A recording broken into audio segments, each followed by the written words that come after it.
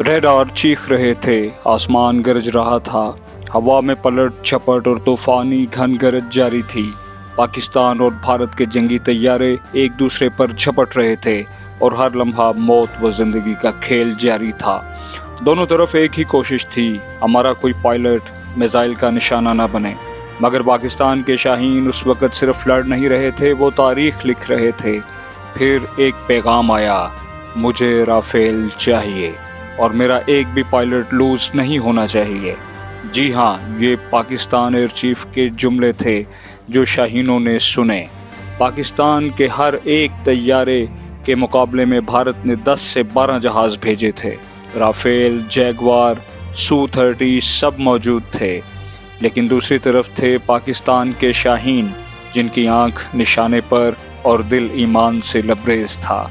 Air chief Pakistan बहादुर बेटों को देख रहे थे, वो पलट रहे थे, वो झपट रहे थे और दुश्मन की हर बर्तरी को खाक में मिला रहे थे।